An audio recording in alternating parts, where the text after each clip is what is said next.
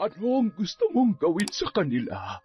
Gusto kong magmula sa bibig mo ang kaparusahan na ipapataw natin sa dalawang nagkasala para marinig ka ng Panginoon ko mula sa kadiliman. Gusto kong maramdaman nila ang sakit na dulot ng ginawa nila sa buhay ko. Gusto ko silang magdusa ng matindi. Hanggat hindi sila humihingi ng kapatawaran, hindi rin nila makukuha ang kapayapaan habang may hininga pa sila. Gapos ng kaluluwa ang tawag dito. Sa sandaling simulan ko ito, wala nang atrasan. Mararamdaman ka agad nila ang bigat, ang dalamhati, ang pagdurusa. Pero tandaan mo, lahat ng ganti ay mayroong kapalit. Kahit ano pa yan, nakahanda na ako. Taon 2018, Bulacan. Mula sa simpleng bayan sa Bulacan, nag-ugat ang pag-iibigan ni Kazarina at Miguel. Si Kazarina ay 19 anyos pa lamang noon, isang working student sa isang kainan malapit sa universidad.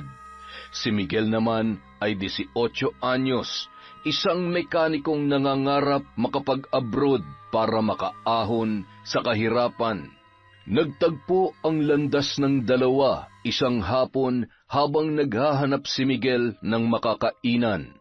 Pawisan, gutom na gutom, at pagod mula sa trabaho, napadpad siya sa isang kainan na pinagsisilbihan ni Kazarina. Puno ang kainan ng mga sandaling yun. Abala ang dalaga sa paghahatid ng pagkain nang pumasok si Miguel na pawis at gutom na gutom. Magandang hapon. May bakanteng upuan pa po ba? Opo, kuya. Dito po kayo. Sandali lang po. Kukunin ko lang po yung menu. Habang nagbabasa ang binata sa iniabot na menu sa kanya, nagmamadali namang naghatid ng pagkain si Kazarina sa ibang mesa. Isang malaking mangkok ng sinigang ang kanyang dala, ngunit habang naglalakad ay biglang dumulas ang mga paa niya. Ang buong mangkok ng sinigang ay natapon sa mesa ni Miguel. Nako, pasensya na po, kuya. Hindi ko po sinasadya. Ayos lang po ba kayo? Napaso po ba kayo? Sorry po. Kaunting basa lang naman. Naiwasan ko kaagad. Matutuyo rin to mamaya. Amoy sinigang nga lang ako. Ikaw, ayos ka lang ba? Ayos naman po. Pasensya na po talaga kayo. Okay lang yun. Basta hindi kanin ang tumapon sa akin. May order na po ba kayo? Sinigang na lang din, katulad ng order nila. Natikman ko, masarap pala eh. Salamat sa free taste ha. Natawa na lamang silang pareho habang nagliligpit ang dalaga. Nagpatuloy muli ang mabilis na kilos ni Kazarina para mag-serve ng mga order habang si Miguel naman abalang pinupunasan ang kanyang damit gamit ang tissue na iniabot ng babae. Nagpatuloy ang pagtatagpo nila dahil araw-araw nang bumabalik doon si Miguel. Dahil doon, unti-unting nahulog ang kanilang loob sa isa't isa. Pagkalipas ng ilang buwan, naging opisyal silang magkasintahan. Walang marangyang regalo, walang sosyal na date, simpleng lugaw sa tabing kalsada at mga lakad sa parke ang bumuo sa kanilang pagmamahalan. Pero gaya ng ibang kwento, dumating sila sa realidad na hindi sapat ang pagmamahal para makabuo ng magandang kinabukasan. Kaya't napagdesisyonan ni Miguel na mag-apply bilang isang factory worker sa Korea. 4 years na tayo. Akalain mong umabot tayo ng ganito katagal, mahal? Parang kailan lang. Binuhusan mo pa ako ng sabaw ng sinigang para mapansin kita. Hoy, ang kapal mo ha? Hindi kita binuhusan, natapon kaya yun. Nagkataon lang na nasa mesa ka nang binagsakan ng dala kong sinigang. Parang kailan lang din nung sinusundo pa lang kita sa dorm nyo habang basang-basa ng ulan. At hindi ka pa marunong magdala ng payong nun. Hoy, may dala akong payong nun para sa iyo ha. Kazarina, meron nga pala akong sasabihin sa iyo. Huwag mo nga akong takutin ng ganyan. Wala ka naman sigurong nabuntis na iba, no? Ah, nag-apply ako ng trabaho sa Korea at natanggap ako. Ano? Sa Korea? Oo. 1-year contract. Good pay. May libreng housing. Tapos, may chance pa na ma-extend. Malaking oportunidad to. Napilitan ka na lang ba ngayon na sabihin sa akin yan kasi paalis ka na? Hindi naman sa ganun, mahal. Ngayon ko lang talaga nasabi kasi gusto kong sigurado muna. Hindi ko muna sinabi dahil baka hindi matuloy. Balak ko naman talagang sabihin sa'yo. Pasensya ka na, mahal. Kailan ka pa naglilihim sa akin? Ano pa mga nililihim mo, ha? Sabihin mo na ngayon para isang sakit na lang. Yun lang, mahal. Wala na akong inililihim sa'yo. Kailan ka pa nag-apply? Mga 8 buwan na rin. Nagsimula ako mag-aral ng Korean ng patago. Matapos mong sabihin na gusto mong magsimula na tayong mag-ipon. Hindi ko naman inakala na matatanggap ako agad. 8 buwan na pala tapos wala ka man lang sinabi sa akin. Baka kasi hindi ako pumasa sa exam eh. Ayaw ko rin naman na biglain ka. Gusto ko munang masiguro bago ko sabihin sa'yo. Araw-araw tayo magkasama pero wala akong kalam-alam dyan sa plano mo. Pinagmukha mo akong tanga. Kaya pala minsan parang wala ka sa sarili. Akala ko problemado ka lang sa trabaho. Yun pala, may iba ka ng pinaplano. Kasama ka naman sa planong yun, mahal. Lahat ng yun, para sa kinabukasan natin. Ayoko naman kasing habang buhay tayong umaasa lang sa kung anong meron ngayon. Gusto kong makapag-ipon, makabili ng lupa, at makapagpatayo ng sarili nating bahay. Gusto ko ng mas maayos na buhay para sa ating dalawa at sa ating magiging pamilya. Hindi mo na ako kailangan kumbinsihin. Alam ko naman na para sa atin yan. Masakit lang isipin na hindi mo ako isinasama sa plano. Naglihim ka sa akin, Miguel. Yun ang masakit. Sa tingin mo ba pipigilan kita kung sinabi mo sa akin na mas maaga? Hindi ko naman intensyon na ganyan ang maramdaman mo. Pero nagdesisyon akong hindi agad sabihin sa'yo dahil gusto ko munang masiguro. Kailan ang alis mo? Ang totoo, 2 linggo na lang ako dito. 2 linggo na lang tayo magsasama? Ayoko namang mapalayo sa'yo, pero kailangan eh. Tsaka, babalik naman ako. Ano ka ba? Basta siguruhin mo ako pa rin ang babalikan mo, ha? Ako lang. Ikaw lang talaga, mahal. Ikaw lang palagi.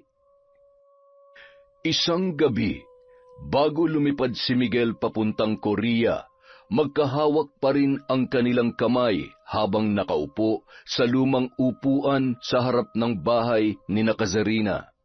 Tahimik ang gabi, malamig ang hangin at parang pinipigil ng paligid ang bawat pagpatak ng oras para mas matagal nilang makasama ang isa't isa ng mga sandaling yun.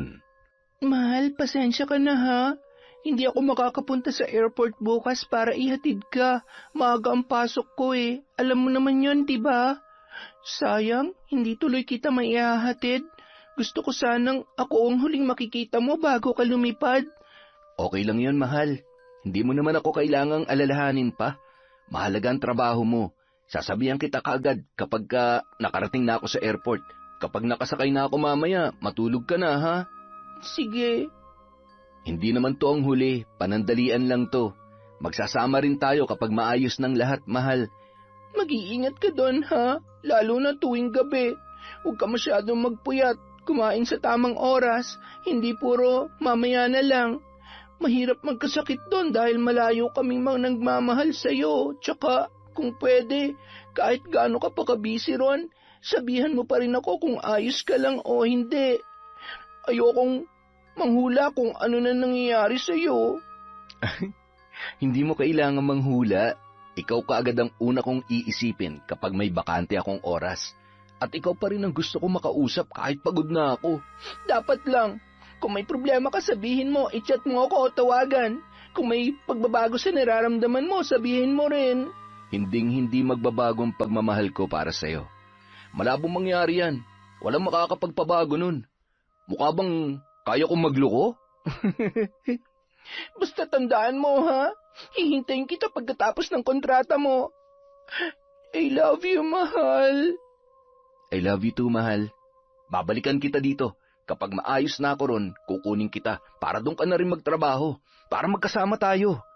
Kinaumagahan, napatitig na lamang sa kisame si Kazarina. Hindi niya na namalayan kung gaano na siya katagal na nakatulala roon mula nang siya ay magising. Sa kanya lamang napagtanto na wala na si Miguel at wala nang maghahatid sundo sa kanya sa trabaho. Maya-maya, tumunog ang kanyang cellphone. Napangiti siya nang makita ang mensahe ni Miguel bago tuluyang sumakay ng eroplano na maghahatid sa kanya papuntang Korea. Bakas doon ang matinding pagmamahal ng kanyang nobyo. Makalipas ang 1 linggo, mula nang umalis si Miguel patungong Korea, unti-unti nang bumalik sa ayos ang araw-araw ni Kazarina. Ayaw niyang malunod sa lungkot, kaya nagdesisyon siyang ituon na lamang ang atensyon sa trabaho bilang isang call center agent sa Quezon City. Buong gabi siyang nakatutok sa trabaho, pero sa bawat bakanteng oras, hindi pa rin nawawala ang pangungulila kay Miguel. Madalas pa rin silang mag-usap sa video call na parang walang nagbago sa kanila sa kabila ng distansya sa isa't isa. Akala ni Kazarina ay magiging madali ang lahat sa kabila ng pagkakalayo nila ni Miguel, pero hindi pala yon ganoon kasimple. Nagsimula ang ilang mga pagbabago gaya ng tawag at mensaheng hindi kaagad nasasagot at mabilisang pag-uusap na lamang. Habang tumatagal, may pagkakataon na wala na siyang balita sa kanyang nobyo. Wala rin naman siyang magawa kung hindi maghintay na lamang, hanggang sa umabot yon ng 1 taon. Sinubukan niyang magpadala muli ng mensahe sa nobyo pero wala pa rin siyang nakuhang sagot. Inabot ng 3 linggo na wala pa rin siyang balita kay Miguel. Hanggang isang araw, kasalukuyan siyang naglalakad patungong sakayan ng bus habang bitbit ang bag at jacket nang maramdaman niyang tila nagdidilim ang kanyang paningin. Sakto namang huminto ang isang kotse sa kanyang harapan, dahilan para mapaatras siya ng bahagya. Hindi na sana niya yun papansinin, ngunit kaagad siyang napahinto nang marinig ang pamilyar na boses mula sa lalaking lulan ng kotse. Mahal! Napalingon siya nang may tumawag sa kanya. Hindi niya man kaagad na aninag ang muka ng nakadungaw sa bukas na bintana ng sasakyan, alam niya na si Miguel yun. Miguel? Akala ko nasa Korea ka pa. Kadarating ko lang, mahal. Surprise! Wait, Zarina, buti naman naalala mo pa ako matapos ang 3 linggo na hindi mo pagsagot sa akin. Alam kong galit ka at may karapatan ka namang magdamdam ng ganyan. Hindi lang ako galit, Miguel. Araw-araw kitang hinihintay. Araw-araw ko nag-aalala. Walang kahit isang message galing sa'yo. Alam mo bang kung ano-ano nang naiisip ko? Hindi ko alam kung okay ka, kung tapos na tayo, o baka naman mawawala ka na talaga sa buhay ko. Iniwan mo ako sa ere sa loob ng 3 linggo tapos heto ka ngayon. Gugulatin mo na lang ako na nandito ka na pala sa Pilipinas. Pasensya ka na. Hindi ko intensyon saktan ka at bigyan ng dahilan para mag-isip ka ng kung ano-ano. Gusto lang talaga kitang surpresahin. Pero may nangyari. Pagka-uwi ko, dumiretso ako agad dito para sunduin ka. Alam kong pagod ka, kaya gusto ko sanang maging komportable ka sa biyahe mo. Lagi na lang may dahilan. Lagi na lang gusto kitang surpresahin. Hindi mo alam kung gaano kabigat ang nararamdaman ko. Pasensya ka na talaga, mahal. Nadisgrasya kasi ako sa Korea eh. Ano? Ay, hindi naman malala, pero nagkanda leche-leche lahat ng dahil dun eh. Aberya sa flight, sa trabaho, sa health ko. Masyadong marami nangyari, ang gulo lahat. Sinadya kong hindi na lang sagutin ang mga tawag at message mo dahil baka makadagdag pa ako sa mga iniisip mo. Dapat sinasabi mo sa akin yung ganon. Kahit isang sagot lang sana, Miguel.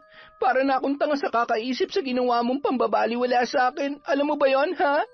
Alam ko, mahal. Kasalanan ko yun, kaya pasensya ka na. Dahil sa matinding sama ng loob, sinubukan na lamang siyang suyuin ni Miguel.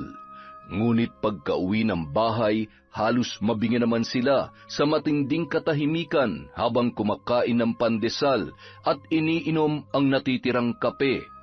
Hindi pa rin ikinuwento sa kanya ni Miguel ang lahat ng detalye tungkol sa nangyari.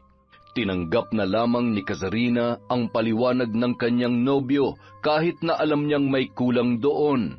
Hindi dahil wala na ang galit niya, kundi dahil pagod na rin siyang magtanong ng paulit-ulit. Hindi nagtagal, tumayo na siya para iligpit ang tasa, pero pinigilan siya ni Miguel at marahang hinawakan ang kanyang kamay. Ako na. Pahinga ka na lang para makatulog ka na, mahal. Gigisingin na lang kita mamaya kapag nakaluto na ako. O mas gusto mo ba na sa hapunan na lang para mas makabawi ka ng tulog? O teka, bakit mo ako tinititigan? May problema ba, mahal? Sobrang namiss kita. Ako rin, mahal. Sobra. Patanghali na maalimpungatan si Kazarina habang nakaunan sa braso ni Miguel na nakayakap naman sa kanya. Hindi niya namalayan na nakatulog na siya sa sobrang antok at pagod. Ang lalim ng pahinga mo kanina pa. May problema ba? May gusto ka bang sabihin? Mahal? Ano yon? Babalik ako sa Korea. Ha? Kailan? Sa susunod na buwan. Nag-extend ang kontrata eh. Kailan mo pa ito napagdesisyonan? Bago pa ako umuwi, kinausap ako ng manager namin. Kulang pa raw sa tao, lalo sa night shift. Inalok ako ng panibagong kontrata. Mas mataas ng konti ang sahod, tapos may dagdag na overtime pay. Ang sabi mo nun, maghahanap ka na lang ng trabaho dito sa Pinas kapag nakaipon ka ng konti pagkatapos ng kontrata mo. Oo nga, mahal, yun talagang plano. Pero nung naranasan ko yung ilang buwan na walang padala, yung mga gabing hindi ako makakain na maayos dahil kulang ng naiipon ko para sa atin, naisip kong kailangan ko pa magtiis para sa kinabukasan natin at sa kasal nating dalawa. Bakit ngayon mo lang sinabi? Siyempre, gusto kong bumawi muna. Gusto kong maramdaman mong nandito pa rin ako para sa'yo. Ayaw ko namang kauuwi ko pa lang problema agad ang dala ko. Gusto ko rin kasi munang bumalik tayo sa dati. Alam ko, walang tamang oras para sa ganitong balita, kaya pasensya ka na talaga. Mahirap, pero naiintindihan ko. Sanay na rin naman ako maghintay. Pareho pa rin naman tayo ng gusto para sa future natin, di ba? Siyempre naman, mahal. Basta sana sa susunod, kahit mahirap sabihin, sabihin mo na agad sa akin. Ayaw ko yung pakiramdam na para akong naiiwan sa dilim na hindi ko alam ang susunod na mangyayari. At sana, sabay rin tayo magdesisyon. Hindi yung madalas mo akong binibigla. Kahit mahirap tanggapin, mas gugustuhin kong alam ko kaysa manghula. Ipangako mo sa akin yan. Promise, mahal. Hindi na mauulit. Mabilis na natapos ang buwan. Babalik na ulit si Miguel sa Korea. Habang nasa himpapawid ang eroplanong sinasakyan niya, ay tahimik lamang siyang nakatingin sa maliit na bintana. Sa kapal ng ulap ay hindi niya na maaninag ang paliparan, kung saan ilang oras pa lamang ang nakalipas mula nang magkayakap sila ng kanyang kasintahan. Tahimik ang naging pamamaalam nila sa isa't isa. Para sa kanyang nobya, sapat na ang mga sandaling yun para muling kumapit sa relasyon. Pero ang hindi niya alam, hindi lang malamig na dormitoryo ang babalikan ni Miguel sa Korea. Miguel! Oh, Joy! Grabe, ang tagal mong nawala. Akala ko hindi ka na babalik. Namiss kita sobra. Namiss din kita. Hindi ka halos nagparamdam habang nasa Pilipinas ka tapos namiss mo ako? Hay nako, isang beses ka lang nag-chat tapos wala na. Pasensya ka na, love. Ang dami lang kasi nangyari at inaasikaso sa bahay. Okay lang, huwag ka na magpaliwanag. Alam ko namang sinulit mo lang na makasama ang pamilya mo. Basta nandito ka na ulit. Yun ang mahalaga. Halika na, magluluto ako mamaya. Anong gusto mo, ha? Kahit ano, basta luto mo. Kung malamig ang simoy ng hangin, mainit na yakap at halik ni Joy naman ang sumalubong kay Miguel sa Korea. Si Kazarina naman tahimik na nakaupo sa gilid ng kama. Hawak ang kanyang cellphone ng mga sandaling yon. Nakatitig siya sa mga message nila ni Miguel, pero wala pa ring bagong mensahe. Sa pagkakaalam niya ay nakarating na yon sa Korea. Siguro ay nagpapahinga lamang sandali, dala ng matinding pagod. Habang magkahawak kamay palabas ng airport sina Miguel at Joy, bawat hakbang ay parang may kasunod na anino. Mga alaala at mga sandali kung paano nagsimula ang kanilang relasyon. Isang gabi noon, ilang buwan na ang nakaraan nang pauwi si Miguel galing sa pabrika ay biglang bumuhos ang malakas na ulan. Nasira ang tren na madalas niyang sinasakyan. Wala siyang payong at walang mahanap na masisilungan. Buisit, sira na nga tong tren, umulan pa talaga. Gusto mo makipayong? Ha? Sabi ko, makipayong ka na lang sa akin. Malaki naman to eh. Kakasya naman siguro tayo dito. Tsaka, mukhang pareho lang tayo ng pupuntahan. Nakita ko kasi sa ID mo, Factory A, di ba? Oo nga. Salamat ha. Ang bait mo naman. Joy nga pala, ikaw? Anong pangalan mo? Miguel? Ang lamig naman ng kamay mo, Miguel. Kanina pa kasi ako basa eh. Sorry ha. Kasi simula ko pala ngayong linggong to. Ikaw, mukhang matagal ka na rito ah. Mag-iisang taon na rin ako sa trabaho.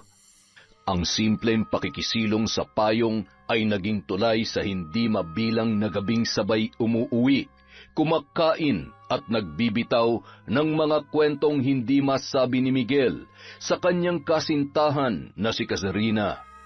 Hindi naman yon sinasadya ng lalaki, pero dahil sa oras ng trabaho, pagka-homesick at madalas na hindi pag-uusap nila ng kanyang nobya, saka naman dumating si Joy na masayahin, mabait at laging naroon para sa kanya. Si Kazarina, lagi siyang humihingi ng paumanhin dahil sa kakulangan ng oras. Kay Joy naman, wala siyang kailangang ipaliwanag. Lagi siyang nauunawaan at nakukuha niya ang kapayapaan dala ng presensya nito. Hanggang sa paggising na lang niya isang umaga, may kakaiba na siyang nararamdaman para sa babae. Tuluyan niya na yung niligawan at di rin nagtagal ay nagkaroon na sila ng relasyon.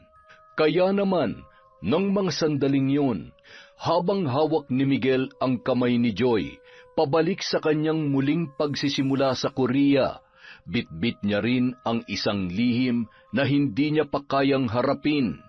Ang mahalaga na lamang sa kanya ay ang kanyang nararamdaman sa tuwing sila ay magkasama. Para kay Miguel, wala siyang maling ginagawa. Nagmamahal lamang siya. Nagmamahal sa dalawang babaeng hindi niya kayang mawala sa kanyang buhay.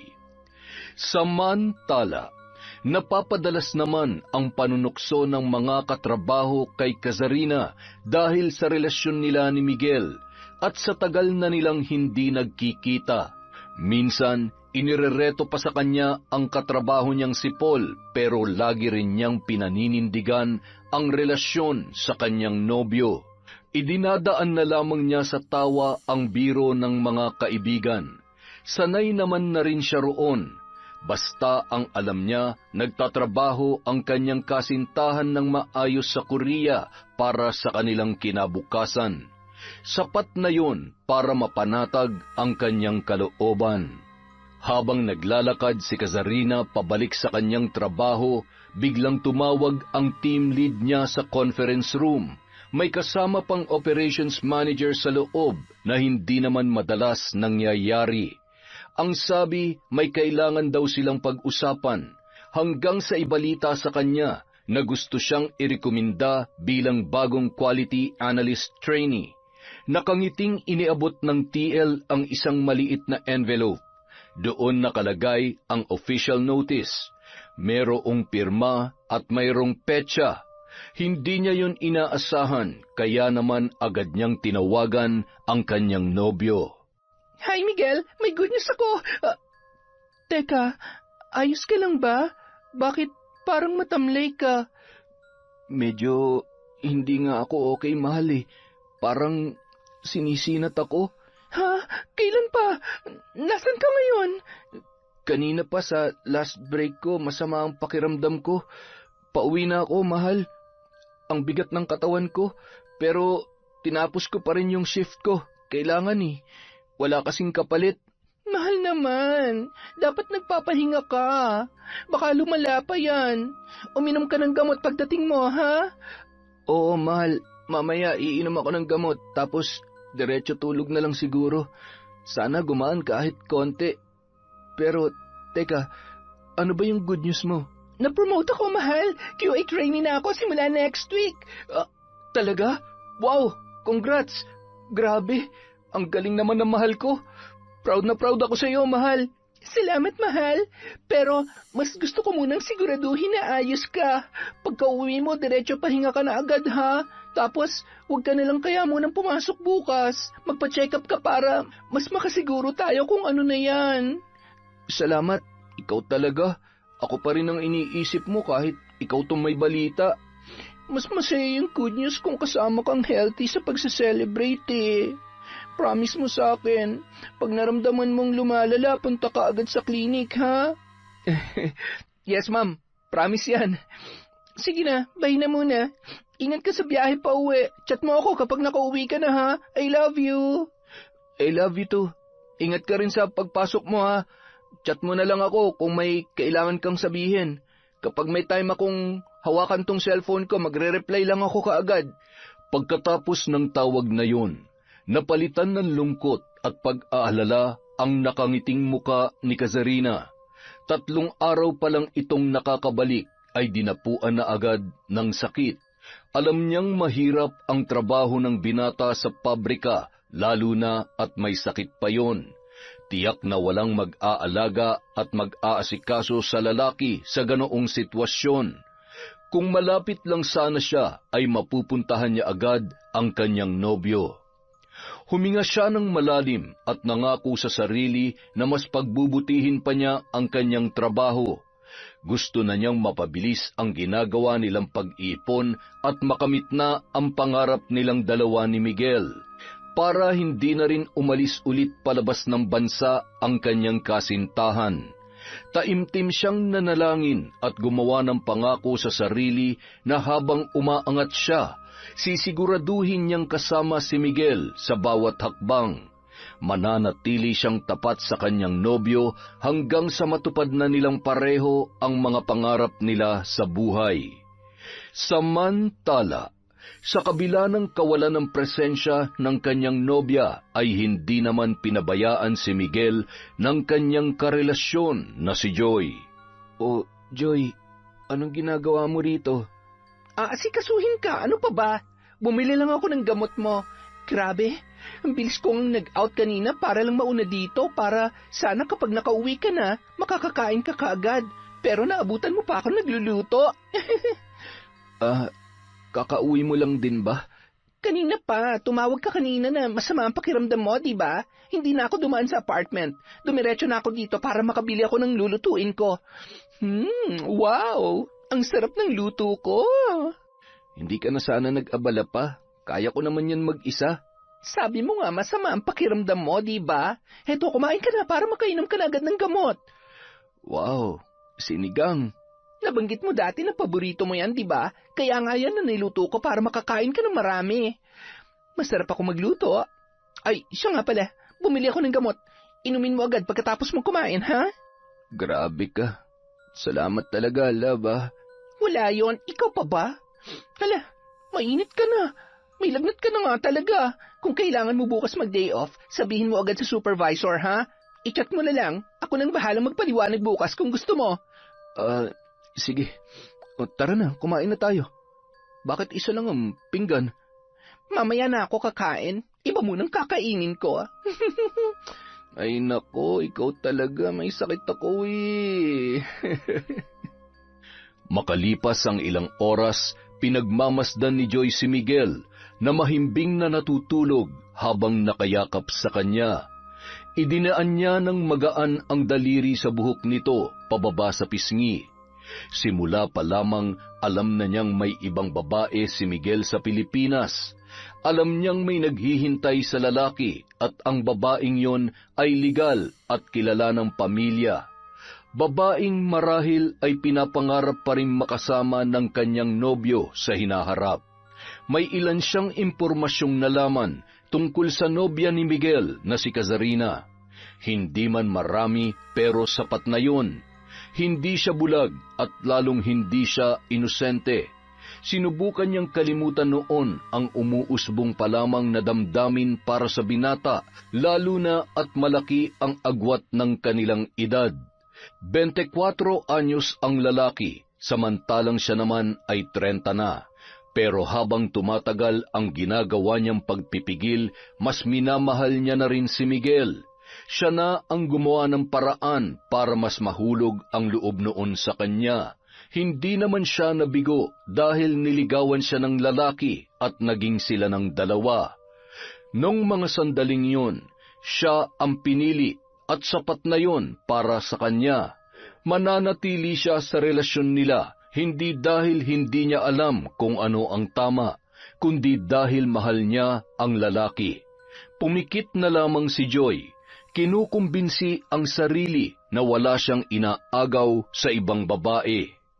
Samantala, halos lahat ng mga kasama ni Kazarina ay sabik ng makauwi, habang siya naman ay nananatili pa rin sa kanyang station at tila walang planong kumilos. Muling sinulyapan ng babae ang kanyang cellphone na nasa mesa habang inaayos ang working table bago umuwi. Napabuntong hininga na lamang siya nang makita na hindi pa rin nagre-reply si Miguel sa kanyang huling mensahe. 2 linggo na mula nang huli silang mag-usap ng mahaba. Nitong mga nakaraang araw, napapadalas na ang pagsasawalang bahala ng binata sa mga message na nagmumula sa kanya. Napakatagal bago sagutin ni Miguel ang mga yon. Ang oras ng pag-uusap nila bago siya matulog ay hindi na rin natutupad, at tuwing hindi sila nakakapag-usap, palaging may nakahandang dahilan ang lalaki. Pero kahit na ganoon, mas hinahabaan na lamang niya ang kanyang pasensya. Sa kabila ng mga bumabagabag sa kanya, pinipilit pa rin niyang panghawakan ang pangako ng kanyang kasintahan. Naging mabilis ang paglipas ng mga linggo. Rest day ni Kazarina noon. Masama ang kanyang pakiramdam kaya natulog na lamang siya maghapon. Pinilit niyang bumangon at humarap sa kanyang laptop hanggang sa makatanggap siya ng video call mula sa kanyang nobyo. Hi, mahal. Kumusta ka na? Sabi mo tatawag ka kahapon. Sorry, napagod ako sa trabaho kaya hindi kita matawag-tawagan, mahal. Tsaka lagi rin overtime. Okay, sige. Pero may problema ba? Wala. Bakit? Parang ilang linggo ka nang ibang magsalita kasi. Ay, tsaka marami na akong message na sinisin mo lang. Mga calls na hindi mo na ako kina-callback. Wala ka na ba talagang oras? O wala ka ng gana? Hindi naman sa ganon. Sobrang hirap lang talaga dito. Madalas lang na pagod. Dati naman kahit pagod ka, kinukulit mo pa rin ako. Nagagawa mo pa rin mag-reply at hindi yun umaabot ng ilang araw. Ngayon parang umiiwas ka na. Wala ba talagang problema? Wag mo na lang masyadong pansinin yun. Hindi porke tahimik ako may problema na agad. Pero nararamdaman ko parang hindi na tayo tulad ng dati. Bakit pakiramdam ko parang lumalayo ka na? Pakiramdam ko ako na lang ang lumalaban sa relasyon na meron tayo. Bakit mo ba ako ginaganito? May nagawa ba akong kasalanan? Wala naman. Busy lang talaga ako. Tsaka, hindi ko nga rin alam kung ano nang pumapasok sa isip ko eh. Parang tama ka. Parang may nagbago na sa akin. Hindi kita maintindihan. Ginagawa ko naman lahat para makapag-update kahit busy ako sa trabaho. Pero ikaw, parang ang hirap-hirap mo nang kontakin. Ewan ko ba, Sarina? Parang napapagod na rin kasi ako eh. Paanong napapagod? Bakit mo ako ginaganito, Miguel? Gusto mo na bang tapusin ang relasyon natin? Hindi ko alam, pero minsan iniisip ko, baka baka mas mabuti pang wag na lang natin tong ipilit. At tuluyan nang napaiyak ang dalaga, habang si Miguel parang hindi pa sigurado sa mga salitang binitawan, pero wala rin namang naging paglilinaw mula sa kanya. May iba ka na ba, Miguel? Kung may iba ka na, pwede mo naman sabihin sa akin. Wala akong iba. Pagod lang ako. Gusto ko muna magpahinga. Gusto ko munang hanapin ang sarili ko na walang iniisip na kahit na ano. Magpahinga? Nakikipaghiwalay ka na ba sa akin? Hindi ko alam. Gusto ko lang huminga, Sarina. Kung pagod ka na, sabihin mo na ang totoo. Gusto ko marinig kung bakit. Anong ikinapapagod mo sa relasyon natin? Ako ba? May kulang ba sa akin? Hindi ikaw ang problema. Ako lang talaga. Ewan ko, hindi ko alam. Hindi ko na rin maintindihan ang sarili ko. Parang nawawala na nga ako sa sarili. Ang dami kong iniisip. Ang bigat-bigat na ng dinadala ko. Lahat tayo may pinagdadaanan. Ako rin, pagod sa trabaho, sa puyat, sa pag-a-adjust. Pero ginagawa ko pa rin ang lahat para sa ikaayos ng relasyon natin. Sinusuyo kita kahit ikaw tong halos hindi na magparamdam. Hindi ko na nga maalala ang huling pagkakataon na tinanong mo kung ayos lang ako eh. Bakit? Ano bang kinakapagod mo sa atin? Naiirita ka na ba sa mga pangungulit ko? Sa pangungumusta ko? Ay, hindi talaga ikaw ang problema. Wala kang ginagawang masama. Sadya lang talaga na hindi ko na nararamdaman yung dati. Hindi ko alam kung bakit bigla na lang naging ganito ako. Para bang wala na tayong koneksyon sa isa't isa. Ako yung nagbago at alam ko yun sa sarili ko. Patawarin mo sana ako. Samantalang ako, asang-asa pa rin sa mga pangako mo at gusto nating marating. Ikaw parang napakababaw naman ng mga dahilan mo. Ayoko lang na paasahin ka. Baka mas masakit kung mananatili akong ganito pero hindi na pala tayo pareho ng nararamdaman. Sana man lang sinabi mo ng maaga. Hindi yung pilit pa kitang iniintindi araw-araw habang unti-unti mo na pala akong binibitawan. Sorry, Sarina. Ayokong tuluyan tayo magkasakitan. Mas mabuti na siguro kung ganito. Anong ganito? Ganun na lang yon? Hindi ko matatanggap yan, Miguel. Hindi yan sapat na dahilan para itapon ang 6 na taon natin. Huwag mo nang mas pahirapan pang sitwasyon natin, Kasarina. Pagod na ako. Hindi mo naman naiintindihan ang bigat ng nararamdaman ko eh. Kung pagod ka, sabay nating pasanin. Hindi ba ganun tayo noon? Tsaka ikaw na nga ang nagdesisyon para sa ating dalawa nung bumalik ka pa para magtrabaho sa Korea. Hanggang ngayon ba naman, Miguel? Kailan ba ako pwede magdesisyon para sa ating dalawa? Ginawa ko yun dahil ako nakakaalam kung ano ang dapat. Ikaw masyado kang nakakapit sa nakaraan. Sa kung ano tayo noon. Hindi. Ang pinanghahawakan ko ay ang mga pangako mo. Sinabi mo walang iwanan. Tama na, Kasarina. Hindi mo ba naiintindihan? Gusto mo pang diretsuhin ko pa? Ayoko na! Doon biglang naputol ang pag-uusap ng magkasintahan.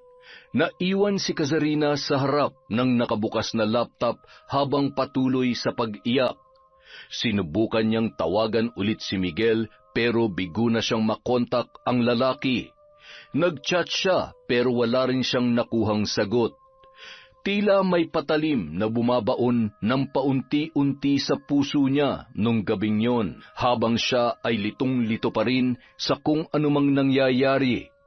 Maraming tanong sa kanyang isipan na nangangailangan ng kasagutan, pero hindi niya alam kung paano masasagot ang mga yon. 1 linggo na ang lumipas mula nang tuluyang maputol ang ugnayan ni Kazarina at Miguel.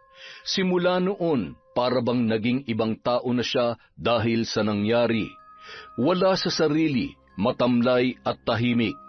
Ang dating masigla na palaging may tanong at palaging nakangiti ay para ng isang aninong naglalakad sa loob ng production floor. Matagal na rin siyang nagsimula sa trabaho bilang quality assurance trainee sa kumpanya, ngunit sa kabila ng maingay na paligid, tila bingi si Kazarina sa lahat ng mga naririnig.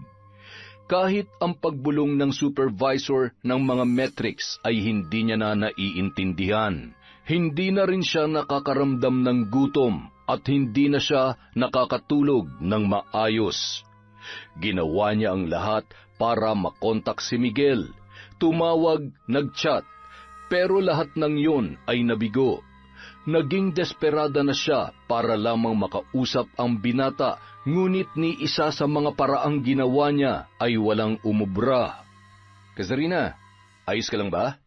Kanina pa kita nakikitang nakatitig lang dyan sa monitor, ah. Oo, ayos lang ako. Sigurado ka? Hindi ka naman ganyan dati, ah. Ang tamlay-tamlay mo, tsaka parang ang lalim ng iniisip mo. Pagod lang siguro ako. Dumadalas din ang pagsakit ng puson ko. Baka malapit na akong datnan, kaya siguro ganito ako. Sigurado ka ba? Mike, parang nahihilo ako. Mabilis ang naging reaksyon ng lalaki. Nasalo niya agad ang katawan ni Kazarina bago pa tuluyang bumagsak sa sahig. Hinawakan niya ang likod ng dalaga at inihiga sa bakanteng couch sa lounge area. Mabilis na tumawag ng medic ang isa sa mga trainees at agad ring tumawag ng nurse mula sa klinik. Dumilat si Kazarina matapos ang ilang minuto, ngunit nanghihina pa rin ang dalaga. Pinayuhan siyang magpahinga muna. Ngunit nang marinig ng nurse ang kanyang reklamo tungkol sa pananakit ng puson, hilo at pagsusuka na nararamdaman mula pa noong umaga, ay pinayuhan siya nito na mas mabuting magpa-check up agad sa ospital o sa klinik sa labas at magpatingin sa OB-GYN para mas masuri siya ng maayos. Base raw kasi sa mga sintomas at sa pagkahimatay niya, may posibilidad na buntis siya. May mga kagamitan naman daw sila, pero mas mabuting sa OB-GYN na siya magpatingin. Nabigla siya sa narinig. Natahimik siya sa sinabi ng nurse.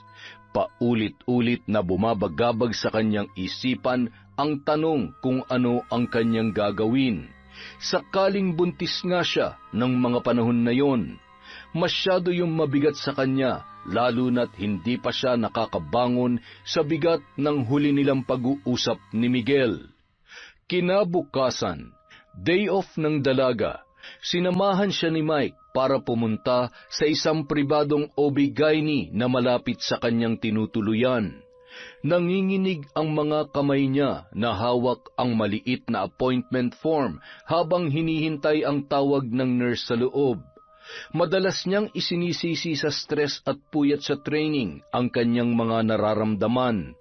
Kung hindi pa nabanggit ng nurse ang posibilidad na siya ay buntis, hindi niya maiisip na hindi pa siya dinadatnan.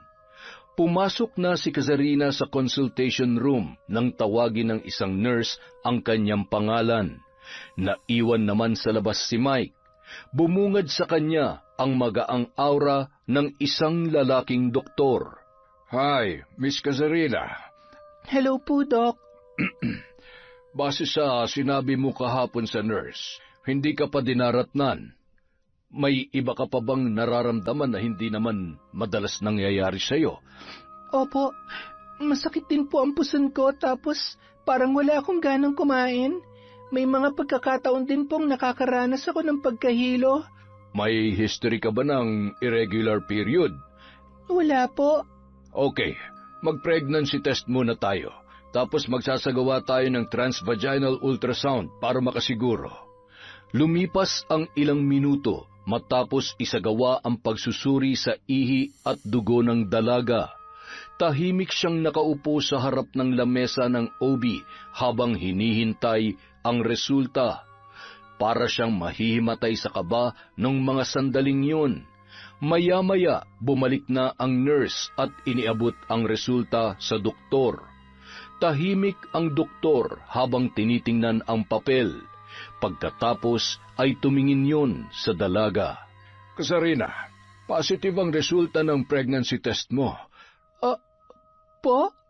Buntis ka. Base sa sintomas at pagkadelay ng buwan ng dalaw mo, more or less 6 to 7 weeks ka ng buntis. Paglabas ni Kazarina mula sa consultation room, bakas sa mukha niya ang gulat at matinding emosyon. Anong sabi ng doktor? Mike, buntis daw ako. Tahimik ang loob ng sasakyan habang pauwi sina Mike at Kazarina. Katahimikang puno ng tanong, ng pangamba at ng damdamin na hindi niya mawari. Mula pa noong nagsimula silang mag-training, magkabady na sina Mike at Kazarina. Parehong masipag, mabilis matuto at madalas magkasama sa lunch break. Hindi man lantaran, alam ng dalaga na matagal nang may espesyal na nararamdaman ang binata para sa kanya. Ngunit sa simula pa lamang, naging malinaw na ang hangganan sa kanilang pagitan. May nobyo si Kazarina at magkaibigan lamang silang dalawa. Tanggap naman yun ng lalaki. Kazarina, anong nararamdaman mo? Hindi ko alam, Mike. Hindi ko alam kung nakakaramdam pa ba ako. Sa dami kong iniisip, ang dami kong tanong pero wala akong makuhang sagot. Kung ayos lang itanong, ano ba talagang nangyari sa inyo ni Miguel? Ibig kong sabihin, nararamdaman kong meron kayong problema, kaya... Wala na kami. Iniwan niya na ako nang wala man lamang maayos na paliwanag kung bakit. Hindi ko tinanggap ang gusto niya pero ginawa niyang lahat para hindi ko na siya makontak. Sa ginawa niya, talo ko pang nangaliwa sa pagtrato niya sa akin ngayon. Parang baliwala na lang talaga ako sa kanya. Ano? Nakipaghiwalay na lang siya ng basta-basta? Gago pala yun eh. At ngayon, buntis ako. Hindi ko alam kung anong gagawin ko, Mike. Hindi sa pinangungunahan kita pero kailangan mong magpakatatag ngayon. Dalawa na ang buhay na kailangan mong ingatan. Ay, napakahayop ng lalaking yun. Ang laki ng iniwan niyang responsibilidad. Dapat ko pa ba siyang kontakin? Sasabihin ko ba sa kanya ang tungkol dito? Pero siya na ang tumapos ng relasyon namin eh. Baka kahit sabihin ko ang tungkol sa dinadala ko, wala rin mangyari. Ayokong ipilit ang sarili ko sa lalaking ayaw naman sa akin. Kung ayaw niyang marinig ka, baka mas kailangan mong i-consider yung pamilya niya. Sa kanila mo kaya sabihin, may karapatan din silang malaman yan. Naisip ko na rin yan, pero natatakot ako. Paano kung pati sila wala rin pakialam? Hindi ko alam kung kaya kong harapin lahat ngayon ng mag-isa. Kailangan ko muna ng panahon para mag-isip. Hindi ka mag-isa, Kazarina. Nandyan ang pamilya mo. Nandito ako. Hindi ko man kayang solusyonan lahat ng problema mo, pero kung kailangan mo ng kakampi, nandito ako. Salamat, Mike. Hindi ko alam kung anong gagawin ko kung wala ka. Lagi ako nandito, Kazarina. Hindi lang bilang kaibigan, kundi bilang taong handang tumulong sa'yo kahit sang kapadalhin ng laban na to. Sabado ng gabi, nasa isang semi-private function room ng rooftop resto bar ang team nina Kazarina. Nagkakatuwaan sila roon matapos ang isang matagumpay na buwan sa Metrics. Punong-puno ng tawanan at kwentuhan ang lugar. Halos lahat ay dumalo at kabilang na roon ang dalaga. Tahimik lamang siya sa isang tabi at pangiti-ngiti Ngunit sa loob-loob niya, bit-bit pa rin niya ang bigat ng 2 linggong pananahimik ni Miguel. Sa kabilang mesa naman, naroon si Leia, ang pinakabago sa kanilang grupo. Palibhas ay bagong sweldo, kwento ng kwento ang dalaga habang may hawak na cellphone at kausap ang kaibigan. Maya-maya, narinig niyang nagsalita ang babae at may ipinakitang litrato sa kasama. Kuha raw yun sa Korea noong nakaraang buwang bakasyon ng dalaga kasama ang iba niya pang mga kamag-anak. Wala naman sanang intensyon si Kazarina na makinig sa usapang yun, ngunit muling nakuha ni Leia ang kanyang atensyon nang marinig niya ang sinabi nito sa kanyang katabi. Yung isa dyan, boyfriend ng pinsan kong nasa Incheon. Napakurap-kurap siya sa narinig at sa hindi malamang dahilan ay bigla na lamang binundol ng kaba ang kanyang dibdib. Lalo na sa sunod na sinabi ng dalaga. Yan si Miguel, boyfriend ng pinsan ko, OFW rin. Magkatrabaho nga sila sa factory eh. Doon na napalingon si Kazarina sa katabing mesa. Bahagya pa siyang nag-alangan noong una, pero dahil sa narinig na lugar at pangalan ng lalaking pinag-uusapan, nagpasya na siyang tumayo para makiusisa. Miss, pasensya na si Storbo ha, pero pwedeng malaman kung anong apelido ng Miguel na pinag-uusapan nyo? May kakilala rin kasi akong nasa Incheon, magkapangalan sila. Sa pagkakatanda ko, Kazarina, Reyes yata. Miguel Reyes. Ayun kami tapos ito ang pinsan ko, si Ate Joy. Tapos, yun naman si Miguel, ang boyfriend niya. Ang sweet po nila, no? Saglit na sinulyapan ng dalaga ang litrato at doon na nga niya nakumpirma ang kanyang hinala. Ang Miguel na 2 linggo nang hindi nagpaparamdam at hindi malinaw ang dahilan ng pakikipaghiwalay sa kanya, at ang lalaking nasa litrato na ipinakilala bilang nobyo ng ibang babae ay iisa lamang. Para siyang binuhusan ng malamig na tubig nang mapagtantong ang lalaking yun din, ang ama ng batang nasa kanyang sinapupunan. Leia, sorry ha, pero gano'n na kayo katagal magkakilala ni Joy at saka ni Miguel? Ha? Bakit mo naman po natanong yan, Miss Kazarina? Si Ate Joy halos buong buhay ko. Pinsan ko siya sa mother's side. Si Miguel naman, mga 1 taon na siguro. Sabi ng pinsan ko nagkakilala sila sa Incheon. Katunayan nga, halos 2 buwan pa lang mula nang ma-deploy si Joy. May picture na sila ni Miguel na parang masyado na silang malapit sa isa't isa. Binibiro ko pa nga siya noon kung boyfriend ba niya o hindi, pero tinatawanan niya lamang ako. Yun pala, sila na talaga. 4 na buwan ang araw eh. Ano? 4 na buwan? Opo, Miss Kazarina. Bagay na bagay nga sila eh. Sabi pa nga ni Ate Joy, parang kapalaran daw nila na makilala ang isa't isa. Kasi parang si Miguel daw ang naging sandalan niya nung bago pa lamang siya sa Korea. Pakiramdam ni Kazarina, bibigay na ang mga tuhod niya sa labis na panghihina matapos ang mga narinig niya mula kay Leia.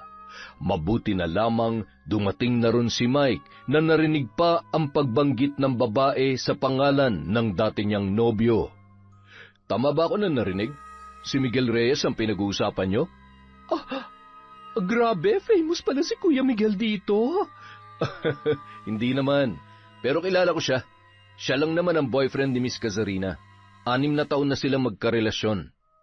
Nang hihinang napakapit si Kazarina sa mesa, unti-unting nagiging malinaw na sa kanya ang lahat ng mga sandaling yun. Namilog naman ang mga mata ni Leia at dahan-dahang napatingin sa kanya. Huminga siya ng malalim at sinubukang pakalmahin ang sarili bago muling magsalita. Hindi ko gustong guluhin ang gabi niyo, pero boyfriend ko si Miguel Reyes at hindi ko alam na matagal na pala siyang may ibang karelasyon. Naku, Miss Kazarina, pasensya na. Akala ko single siya nung naging sila ni Ate Joey eh. Sabi niya kasi may nakarelasyon na raw siya dito noon pero wala na raw sila. Wala na? Hindi niya ba nasabi na ipinagpalit niya ang 6 na taong relasyon nila ni Miss Cazarina sa... Mike, tama na. Pwede bang ihatid mo na lamang ako? Mukhang hindi ko na kayang mag-commute pa uwi eh. Medyo sumama ang pakiramdam ko. Pasensya na kayo ha. Salamat sa kwentuhan. Enjoy nyo na lang ang party. Mauna na ako sa inyo. Pagkahatid sa kanya sa bahay, sa kanya lamang pinakawalan ang namumuong mga luha. Pagal ang katawang humiga sa kama, laman pa rin ng isip niya ang nangyari kani-kanina lamang. Dahil doon, naisipan niyang magbukas ng social media account para hanapin ang pinsan ni Leia na nasa Korea. Nang lumitaw ang profile ni Joy, ay kaagad na tumambad sa kanya ang mga video at mga litrato ng babae na kasama si Miguel. Mayroon doon na magkahawak kamay pa ang dalawa at mayroong ding nasa kotse na napakalambing sa isa't isa. Habang parami ng parami ang mga litrato at video na kanyang nakikita, pabigat din ng pabigat ang kanyang nararamdaman. Malinaw na sa kanya ang lahat. Sapat na ang mga yon para masagot ang mga katanungan sa kanyang isipan. Dahil doon, naisip niyang i-message ang babae matapos mag-send ng friend request. Nagulat siya nang agad yung tinanggap ni Joy. Sa tulong ng pinsan nitong si Leia ay nagkaroon siya ng pagkakataon na makausap ang dalaga tungkol kay Miguel. Pumayag naman si Joy matapos siyang kausapin ng kanyang pinsan. Ilang segundo lamang ay lumitaw na si Joy sa screen. Bakas sa mukha ng babae ang matinding kaba na nararamdaman. Hi. Ikaw si Cazarina, hindi ba? May idea na rin ako kahit konti kung sino ka. Pasensya na, hindi ko alam kung tama bang magpakita ko ngayon, pero sabi ni Leia, gusto mo raw ako makausap. Oo, gusto ko lang maliwanagan. Ayokong umasa sa mga nakikita ko online, pero yung sa inyo ni Miguel, gusto ko lang marinig mula sa'yo. Totoo ba na meron kayong relasyon? Hindi ko alam kung paano ko ba dapat sagutin yan, pero oo, kami ni Miguel. Hindi ko alam na kayo pa pala. Wala naman siyang sinasabi sa akin tungkol sa'yo. Ang alam ko, single siya nung niligawan niya ako. Ang totoo, mahigit 6 na taon na kami. Lahat ng plano niya ako ang kasama niya. Lahat ng lungkot bago siya umalis, ako ang pumasan. Parte ako ng bawat sakripisyo, bawat hintayan, bawat pangarap niya. Kaya bakit wala siyang sinabi? Abay, ewan ko sa kanya. Ang sabi niya, single daw siya. Tapos naging magkaibigan na kami. Hindi ko naman gustong manghimasok sa personal niyang buhay, kaya dinadamayan ko siya sa mga problema niya bilang kaibigan niya. Kaibigan? Sa mga gabing umiiyak ako dahil hindi ko siya makausap, ikaw ang kinakausap niya. Nung kaarawan ko, hindi niya man lang ako nagawang batiin, pero nakita ko sa post mo na magkasama kayo nung araw na yon. Teka nga lang muna. Hindi ko naman kasalanan kung akong pinili niya makasama. Pwede ba huwag mo akong sisihin dahil wala akong alam dyan. Sabi niya matagal na raw kayong wala, na hindi na raw kayo nagkakausap. Sabi niya rin, pagod na siya kaya nakipaghiwalay sa'yo. At naniwala ka naman. Siyempre, sabi niya eh. Tsaka akong lagi niyang kasama. Kaya akong may karapatan sa kanya. Karapatan? Siguro. Dahil pinabayaan niya ako. Ikaw ang sumalo sa kanya kaya ganito kami ngayon. Siguro nga sa ibang aspeto wala kang kasalanan. Hindi ko naman lahat isinisisi sa'yo. Pero huwag ka magpanggap na wala kang alam. Alam mo may masasaktan. At yun ay walang iba kundi ako. Pero pinili mo pa rin magpakasaya sa kanya. Wala akong intensyon na agawin siya sa'yo. Pero wala rin akong intensyon na bitawan ng taong pinili ko mahalin kung yan ang hihilingin mo. Mukhang yun naman ang dahilan kaya kinakausap mo ko ngayon eh. Kung mahal ka talaga ni Miguel, bakit akong girlfriend niya ngayon at hindi na ikaw? Dahil sumingit ka sa relasyon namin. Nung kailangan ko siya, saka ka naman umeksena. Nung sinasabi niyang pagod lang siya, ikaw palang dahilan. Hindi mo siya inagaw. Pero sa tono ng pananalita mo, mukhang desperada ka talaga makuha siya. Hay nako, ang hirap mong umintindi. Uulitin ko, hindi ko siya inagaw. Binigay niya ang sarili niya ng kusa. Hindi ba mas masakit yon? Alam mo, Mas mabuti siguro kung kalimutan mo na siya dahil kumbaga sa tao, patay na ang relasyon na meron kayo. Para nang inuod na bangkay. Bago pa man makasagot si Kazarina, nakarinig siya ng isang pamilyar na boses. Love, anong ginagawa mo dyan? Kanina pa ako tawag ng tawag ah. Nandito lang ako sa banyo, love. Sunod na lang ako sa kwarto pagkatapos ko maligo. Miguel? Oo, si Miguel nga narinig mo. Siya ang kasama ko rito ngayon. Araw-gabi. Masaya kami kaya sana naman matuto ka ng tanggapin yon. Payo ko lang sa'yo, huwag mong ipilit ang sarili mo sa lalaking hindi ka na mahal. Ako na nasa puso niya at hindi na ikaw.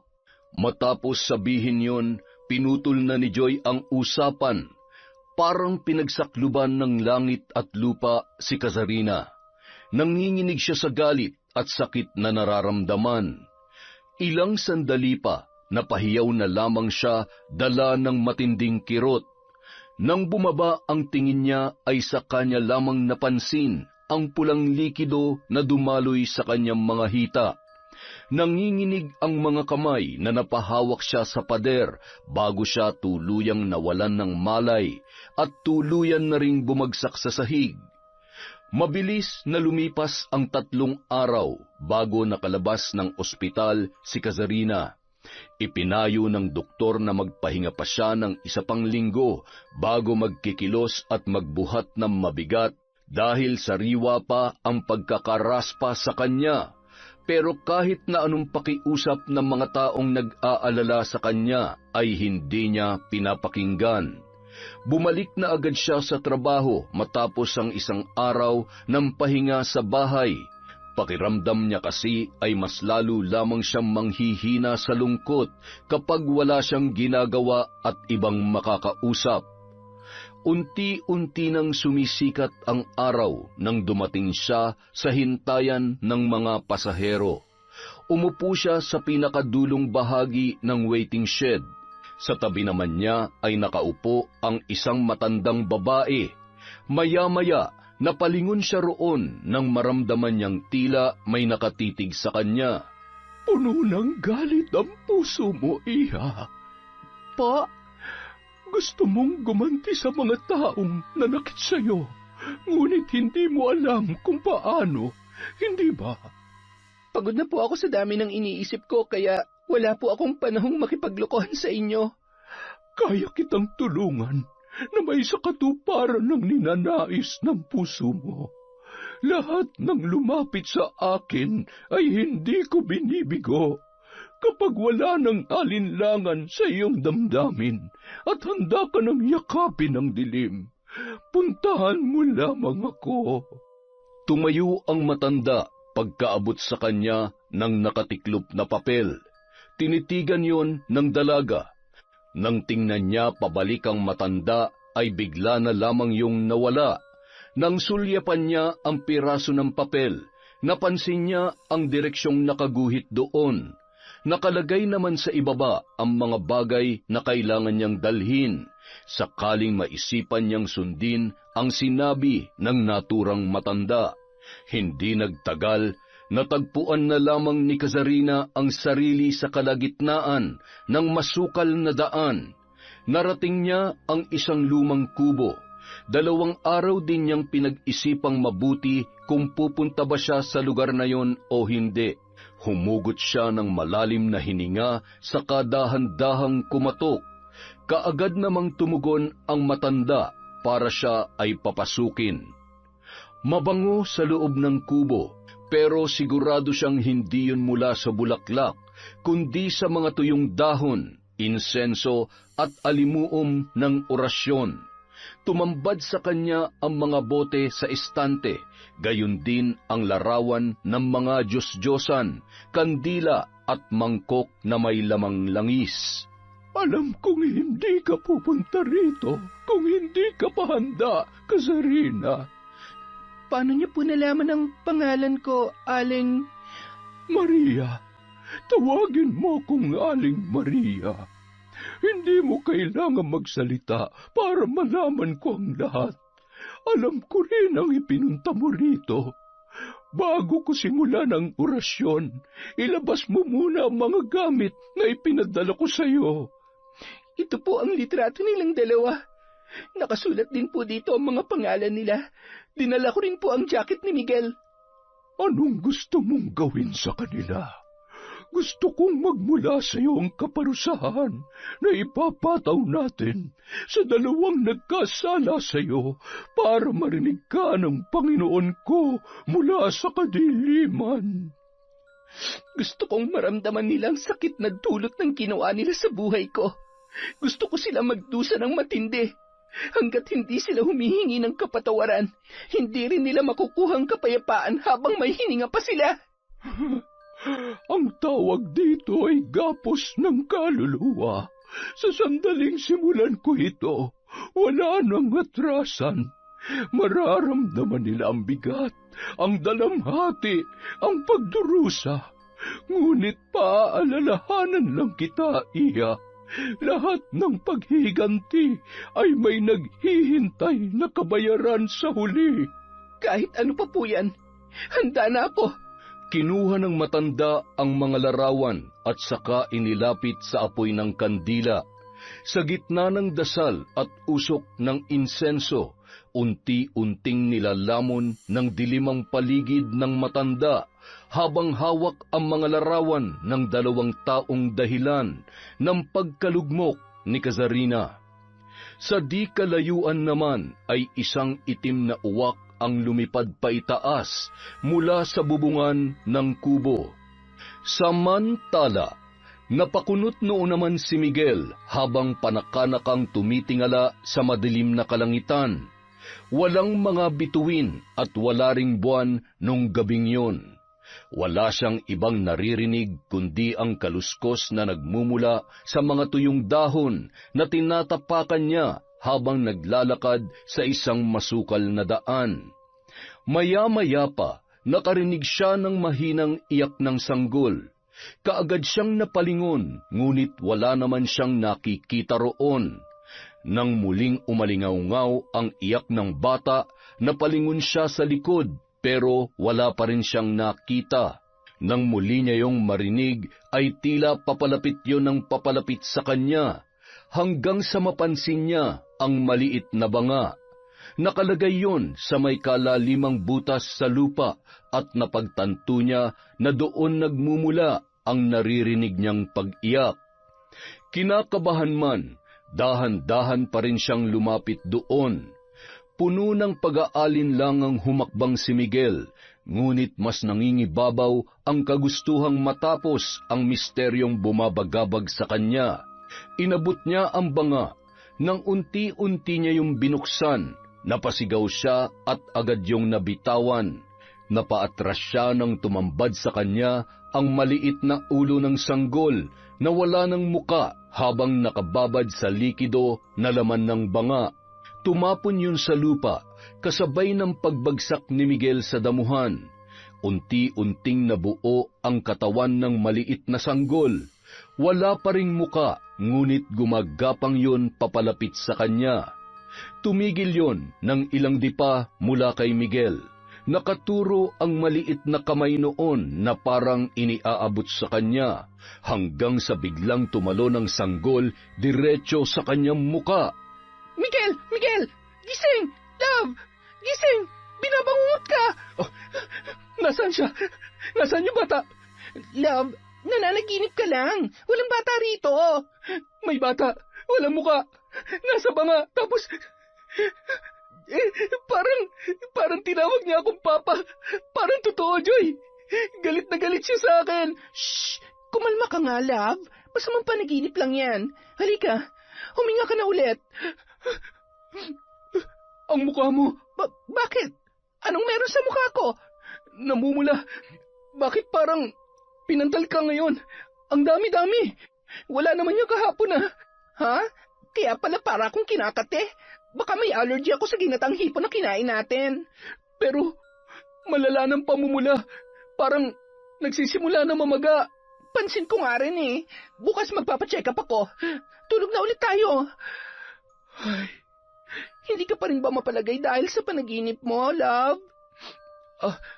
Iniisip ko lang kasi na paano kung may pahiwatig ang napanaginipan ko kanina.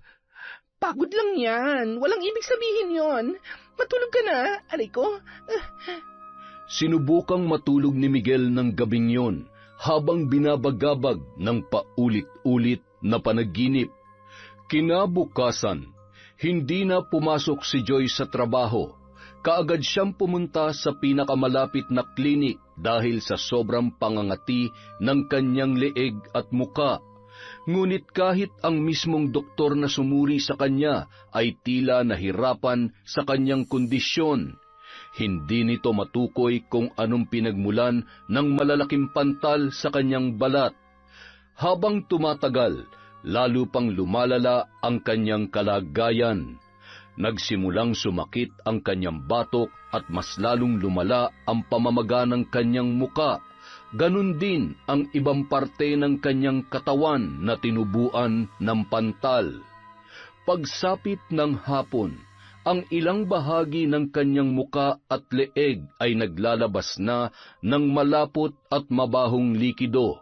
Pagharap niya sa salamin ay nagulat na lamang siya. Hindi na rin pinansin ni Joy ang sunod-sunod na chat at tawag ng kanyang kasintahan. Ayaw niyang makita siya ng kanyang nobyo sa ganoong kalagayan. Baka kasi pandirihan siya ng binata, gaya ng pandidiri niya sa kanyang sarili. Samantala, dahil sa pag-aalala ng lalaki, pinuntahan niya agad si Joy sa apartment na tinutuluyan ng dalaga. Love, nandiyan ka ba? Umalis ka na, love. Please. Hindi ako aalis hanggat hindi kita nakikita. Kahit saglit lang. Buksan mo na tong pinto, love. May nagawa ba akong kasalanan? Ilang sandali pa, bumukas ang pinto at tumambad kay Miguel ang kanyang nobya na ayaw magpakita sa kanya. Natutop niya ang bibig nang makita ang itsura ng dalaga. Diyos ko, ano nangyari sa'yo? Sabi mo, huwag ka na munang pumunta dito eh. Ayoko makita mo ako ng ganito. Tingnan mo, para na ako hindi tao. Nag-aalala ko. Kaninang umaga, okay ka pa. Pinapantal ka lang ah. Ang baho na mukha ko. Hindi ko na alam kung ano nangyayari. Sabi ng doktor, baka infection, pero ang bilis lumala. Hindi yan mukhang normal na allergic reaction lang. Teka, hindi kaya may kinalaman to sa panaginip ko kagabi? Miguel naman eh. Nakita mo na ang ganito ang itsura ko at hirap na ako. Nagpapatawa ka pa. Mukha ba ako nagbibiro? Yung sanggol tsaka yung banga na paulit-ulit na nagpapakita sa panaginip ko. Tapos ngayon, bigla na lang may mangyayaring ganito? Paano kung sumpa pala ang dahilan ng... Ayoko ng ganyan, love. Ayoko isipin na may sumumpa sa akin o kung ano man. Hindi pa pwedeng mataas na klase lang ng infection to? Ay, hindi ko na alam kung ano pang iisipin, love eh. Gulong-gulo na rin ang isip ko. Ilang araw nang paulit-ulit ang bangungot ko. Tapos kanina, ewan ko ba kung napaparanoid lang ako, pero nung papasok na ako sa trabaho, hanggang sa pagpunta ko dito, meron akong nakikitang itim na ibon. Para ba akong sinusundan? Nakita ko rin yun sa tapat ng bintana sa kwarto ko. Tapos parang nakatingin ang mga mata niya sa akin. Love, kahapon meron din ganun sa bubong namin. Akala ko ordinaryong uwak lang, pero nung lumabas ako kanina para magpa-check up, parang kahit saan ako magpunta, hindi rin ako nilulubayan. Kailangan nating malaman kung ano nangyayari sa atin. Pakiramdam ko talaga, merong mali eh. Alam mo, may tiyahin akong albularyo sa probinsya namin. Tapos, yung ibang ginagamot nga ng bata ako, nakikita ko na ganito ang nangyayari. Hindi kaya ipinapabarang na tayo ng ex mo? Ha? Matagal ko nang alam ang lahat, love. Hindi mo na kailangan maglihim pa. Yung tungkol kay Kasarina, yung girlfriend mo bago naging tayo. Paano mo nalaman? Pasensya ka na kung hindi ko sinabi sa iyo tungkol sa kanya. Wala yon. Ang mahalaga sa akin, ako ang pinili mo. Di ba nga matagal na kayong tapos? Sa'yo lang ako maniniwala. Nagkausap kami. Tapos dahil sa mga sinabi mo, napapaisip ako. Hindi kaya tinagantihan tayo ni Kasarina dahil hindi niya matanggap na ako na ang mahal mo? Nagkatinginan ang dalawa. kasabay ng pamumula ng mga mata ng itim na ibon na nagmamasid sa labas ng apartment ng dalaga. Kinabukasan, sinadya ni na Miguel at Joy ang isang lumang dambana sa paanan ng bundok. Isang kaibigan ang pinagtanungan ng babae tungkol sa mudang o babaylan na kilala sa lugar. Habang binabaybay ang daan, nanuot agad sa ilong nila ang amoy ng insenso. Sa gitna ng silid, isang matandang babae na nakasuot ng makulay na hanbok ang kanilang nakita. Nakapikit yun habang may hawak na kampana at pamaypay. Maya-maya, tumigil ang matandang mudang sa pag-usal ng panalangin at tumingin sa kanila ng diretso. Pagkatapos nilang ilahad ang sadya roon ay kinuha ng matanda ang kampana at isang puting manika. Habang nagsisimula ang ritual, tumatama ang hangin sa mga kurtina. Unti-unting lumalabo ang liwanag at naririnig ang mahinang boses ng mudang na umuusal ng mga lumang salita, gamit ang lengguwahe sa bansang yon.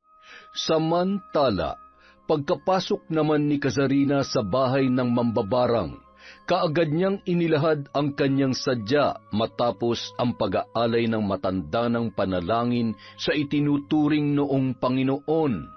Aling Maria, ano nangyari sa akin? 3 araw na akong ganito. Tingnan niyo, may mga sugat at pasa ako. Ibang kutob ko kaya pumunta na ako dito. Anong gagawin ko? Tuwing matutulog ako, may malaking aninong sumasakal sa akin. Ilang beses na rin akong sumuka ng itim at mabahong likido na parang may nabubulok sa loob ng sikmura ko. May ginawa sila. Nararamdaman ko. May tumutulong sa kanila. Kinukontra nila ang itinanim nating barang. Pag may sumalubong sa itim na kapangyarihan, bumabalik ang enerhiya. Mas madumi ang balik kapag pinipigil ito. Kaya mo yan nararanasan. Ano po ang kailangan nating gawin? Kailangan nating ibalik yon sa kanila. Mas malakas, mas mabagsik. Paano po? Sa pamamagitan ng iyong dugo. Ngunit hindi lamang basta dugo mula sa katawan mo, kundi dugo ng panata. Ipatak mo yun sa sungay ng bungo ng aking Panginoon.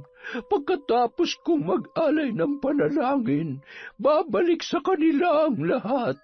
Pero hindi na kagaya ng dati. Hindi lamang sakit ang kanilang matatanggap, sisingilin mismo ang kanilang kaluluwa. Kinuha ni Aling Maria ang kutsilyo, tsaka hinila ang bungo na may sungay na nasa altar nito, na napapalibutan ng itim at pulang kandila. Ginawa ni Kazarina ang inutos ng mambabarang. Hiniwa niya ang kanyang palad. Tumulo ang dugo sa pagitan ng sungay ng bungo habang inaalala ang galit mula sa kanyang puso. Nagsimula ang bahagyang paggalaw ng kubo dahil sa namumuong hangin sa loob. Mas lalong pumula ang apoy ng kandila. Lumakas naman ang pag-usal ni Aling Maria ng isang panalangin. Balik sa katawan, balik sa hininga, balik sa mukha, sa dugo mo itinali, sa laman nila ipagkanulo. Samantala, madaling araw pa lamang noon nang biglang napabalikwas si Joy dahil sa pananakit ng kanyang lalamunan. Pakiramdam niya ay parang may mabigat na nakadagan sa kanyang dibdib ng mga sandaling yon. Para siyang sinasakal mula sa loob. Tila may humihigop sa kanyang hininga dahilan para mapahawak siya sa kanyang leeg. Maya-maya pa, nakaramdam siya ng matinding init sa muka. Napasigaw, ngunit parang mahinang ungol lamang ang kanyang nagawa. Ilang sandali pa, bigla siyang sumuka ng maitim at malansang likido. Amoy bulok na laman, parang pinaghalong dumi, dugo at asupre. Bumangon ang dalaga at napansin niya sa malaking salamin ang nangingitim niyang balat sa leeg. may tumutubong tila mga paltos na unti-unting nilalamon ang kanyang laman. Sa bawat hakbang papalapit sa salamin ay dahan-dahang natutuklap ang balat sa kanyang pisngi, dahilan para lumabas ang pinagsamang dugo at nana mula roon. Ang bawat galaw ng panga niya ay nagdudulot ng matinding kirot. Hindi na siya makasigaw. Kahit anong pilit ay walang tinig na lumalabas sa kanyang bibig. Napaluhod na lamang ang dalaga. Habang lumilipas ang mga oras, unti-unti niyang nakita ang pagbabago mula leeg hanggang sa kanyang ulo. Nagsimula na ring dumilim ang kanyang paningin, hanggang sa hindi na niya namalayan ang mga sumunod na pangyayari. Sa loob lamang ng ilang araw, mabilis na kumalat ang balita tungkol sa misteryosong pagkamatay ni Joy. Walang malinaw at tiyak na dahilan na pinagmulan ng sakit na ikinasawi ng dalaga. Nang maiuwi ang mga labi ni Joy sa Pilipinas, ay nagsimula ng kabahan si Miguel. Hindi lang dahil sa misteryosong pagkamatay ng kanyang nobya, kundi sa katotohanang unti-unti na rin siyang nakakaramdam ng pamamaga sa katawan, pamimigat ng dibdib at mga panaginip na patuloy na bumabagabag sa kanyang isipan. Bukod sa takot para sa buhay niya, ay nagdesisyon siyang bumalik sa Pilipinas dahil sa pagsisisi. Pagod na siyang takasan ang kanyang mga kasalanan. Gusto niyang itama ang kanyang pagkakamali sakaling may paraan pa para maayos ang lahat. Pinuntahan ng lalaki ang bahay ni Kazarina. Habang pinagmamasdan yon ay napansin niya ang babaeng paparating mula sa kanto. Bitbit ang ilang supot ng gulay at isang plastik na may lamang isda. Agad niya yung nakilala. Walang iba kundi si Aling Esang, ang nanay ni Kazarina. Dati ay palangiti ang ginang, pero sa pagkakataong yun ay matalim na tingin ang ipinukol sa kanya. Bakas ang galit sa muka ng matanda habang papalapit sa kinatatayuan ng lalaki. Magandang araw po, tita. Nandyan po ba si Kazarina? Gusto ko po sana siyang makausap. Umalis ka na. Hindi ka kailangan dito. Kahit saglit lang po. Alam ko pong galit kayo sa akin. Naiintindihan ko po. Naiintindihan? Naririnig mo ba ang sarili mo? Hindi mo kayang unawain kung gaano kabigat ang galit na nararamdaman ko sa iyo. Sorry po, tita. Hindi ko po sinasadyang saktan si Kazarina. Nagkamali po ako at gusto ko pong humingi ng tawad sa kanya. Matagal nang huli ang lahat, Miguel. Alam mo ba kung ano nangyari sa anak ko pagkatapos mong lokohin at ipagpalit sa iba? Alam mo ba? Nalugmok ang anak ko dahil sa ginawa mo. Hindi siya makakain at laging umiiyak. Araw-gabi, paulit-ulit ang tanong kung saan siya nagkulang. Paulit-ulit niyang sinisisi ang sarili niya na ikaw ang may kagagawan.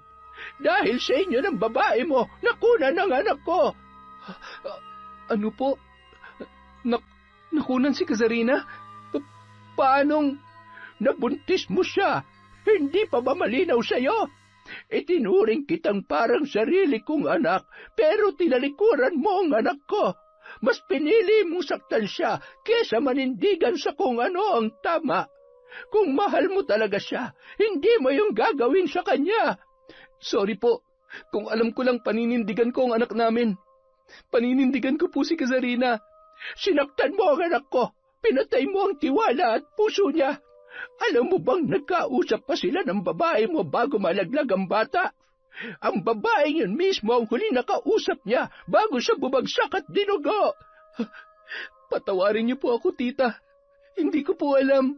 Kung may natitira ka pang hiya, huwag ka nang lalapit sa anak ko. Huwag ka nang gagawa ng panibagong sugat sa puso niya. Dahil hindi mo alam kung ilang gabi ang tiniis niya habang nilalabanan ang sakit ng mga nangyari. Iniwan ni Aling Esang si Miguel na umiiyak habang nakaluhod sa lupa. Sa kauna-unahang pagkakataon, naramdaman niyang unti-unti siyang ginugupo ng sarili niyang kasalanan. Kinagabihan, naging maramot ang antok kay Miguel.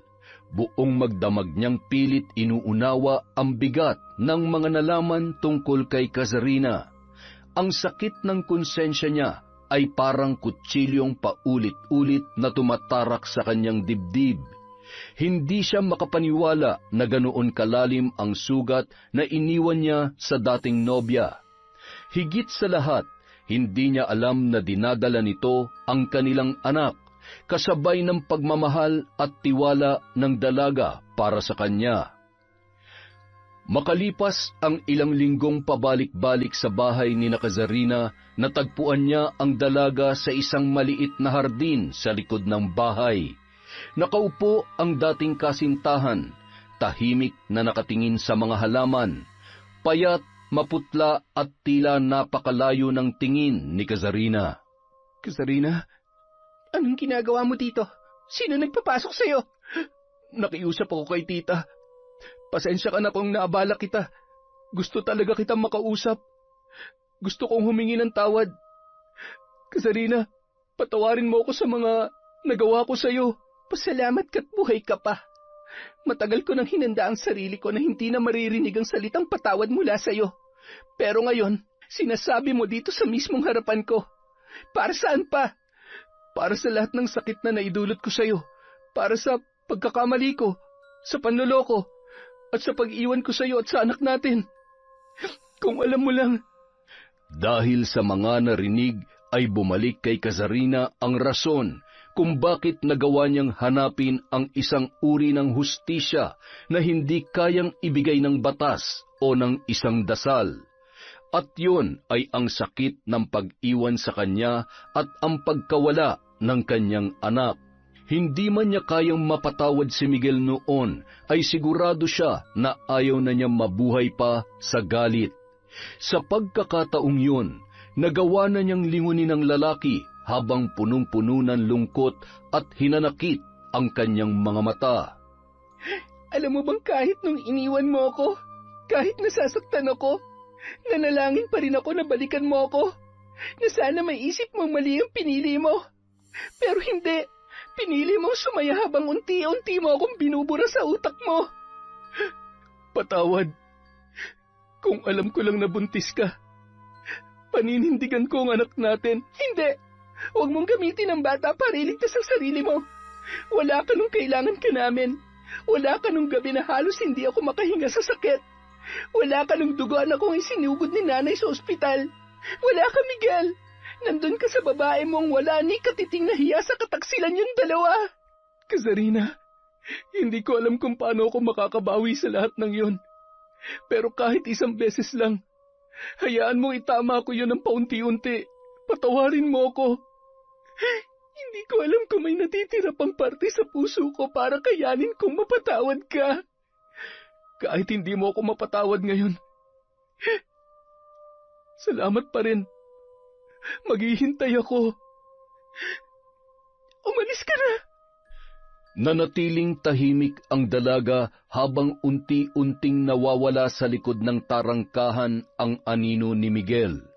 Ngunit kahit papaano ay gumaan ang kanyang loob nang aminin ni Miguel ang pagkakasala kahit huli na. Hindi man lubos na nabura ang sugat ay sapat na yun para makahinga siya sa lahat ng nangyari.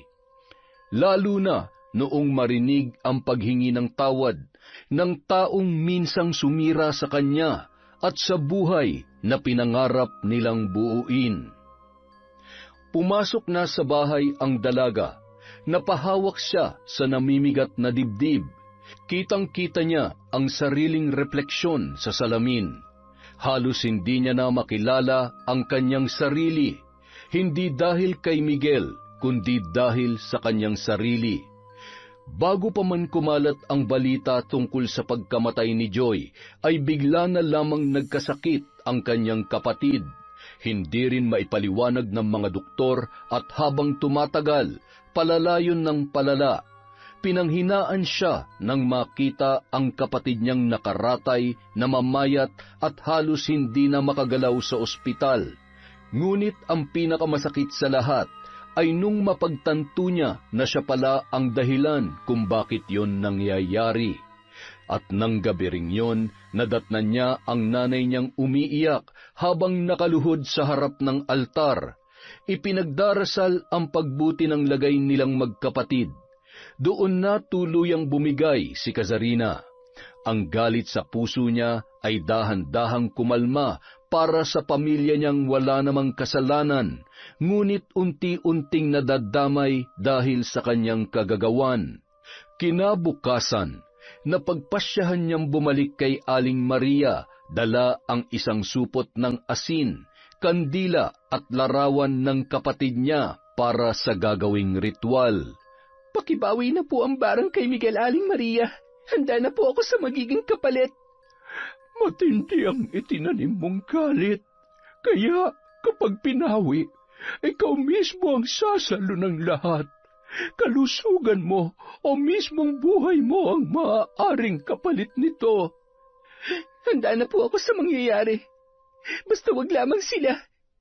Wag lamang po ang pamilya ko. At sinimulan na nila ang ritual ng pagbawi ng sumpa. Handa siyang tanggapin ng lahat kahit pa nararamdaman niyang unti-unting nanghihina ang kanyang katawan. Isang kapalit ng kalagayang gusto niyang ibigay sa kanyang pamilya. Sa mismong araw na yon, nagsimulang bumalik sa normal ang kanyang kapatid. Si Kazarina naman ay lalong namayat, namutla at nagkaroon ng kakaibang sakit. Sa huli, natagpuan na lamang ni Kazarina ang sarili sa hardin, habang napapalibutan ng mga halamang siya mismo ang nagtanim. Saksi ang mga yon sa muli niyang pagbangon. Natuto siyang palayain ang sarili sa puso at galit na naging mitya ng kanyang maling desisyon. Hindi niya alam kung hanggang kailan mananatili ang lakas ng kanyang katawan. Basta ang alam niya lamang, hindi pa roon natatapos ang lahat dahil doon pa lamang siya magsisimulang muli. Yon! Napakaganda naman po ng kwento natin, paghihiganti. Ang lupit. Dahil dyan, meron tayong shout out para walang nagtatampo. Simulan po natin kay Lira Luna. Hi. Shout out po kay Candida de Balucos, Belen Malbas, Crisgel Mamado. Hi po kay Frederick Ganagana. Hi kay I Love Traveled, Christine Roring from Marco Pataktakan. Hi kay Pamela Allen. Hello po kay Luwal Natividad Andres. Hi kay Janet Cisneros. Hello kay Maria Lee Nakagawa. Hi kay Chris Alcantara. Shout out kay Mariam Duca. Kay Condesa. Hi po kay Violi Laharso. Kay Heli Borja. Kay Edna Lau. Shout out kay Jennifer Mauricio. Hi kay Maria Katrina Manyakap. Hello po kay Takpin Lax from Larry Desabille. Kay Virginia Pontillas. Hi kay Didet Torsende. Kay Mel Santarita. Kay Angelina Ignacio. Kay Earthheart the Great Vlog. Hello po kay MGS14.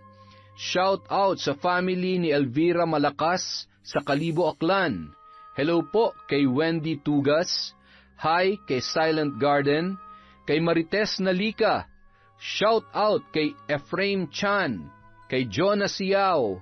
Hello po kay Mel. Shauma TV. Hello po kay Mami from Doha, Qatar. Kay Vicky Yabut. Shout out kay Crisilda Badayo. Kay Hondra Delin. Hello po sa De La Cruz family from Jocelyn De La Cruz. Shout out kay Glenda Galido. Hello kay Faye Yuson.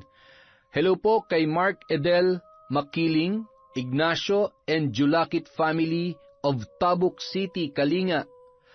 Hi kay Barner Baki, construction worker sa Azuela Cove, Davao City. Hello po sa Diebo at Besidelias family from Rochelle, Diebo. Hi kay Jeneline Mix Vlog. Hello kay Norsam Dalgan, kay Ami Yong, kay Lydia Lopez. Hi po kay Chona Bainosa, kay Resel Galope. Hello kay Ellen Kiano. Shout out kay Betty Velasco, kay Minky Aswang Stories. Hello po kay Nashti28. Hi kay Jima Pendon, kay Mercedita Reyes, kay Lynn Hondrade. Hello po kay Edgardo Fontanilla. Hi po kay Maura OFW from Kuwait. Hi sa Naong family from Alma Naong. Hi po kay Gay Somodio. Hi kay Rose Ann Rama, kay Ahmed Panigel, kay Marian de la Fuente. Shout out kay Rose Vin Cantarona, kay Susan Manalo. Hi po kay Cheryl Jimena, Michelle de la Cruz. Happy birthday po sa papa ni Justine Grace Dignos. Hi po kay Yuki Diaries. Shout out kay Leonora Rillo Raza, kay Narlene Micabalo. Hello po kay Heli Borja, kay Rowena Enriquez, kay Sally Roldan. Hi kay Warfreak Legacion, kay Kat Burglar Cutie. Hello po kay Marilu Camelon, kay Christina Katamisan, sa 3F Laundry Shop from Kapatagan, Digos. Hello po kay Cecil Vlog 64.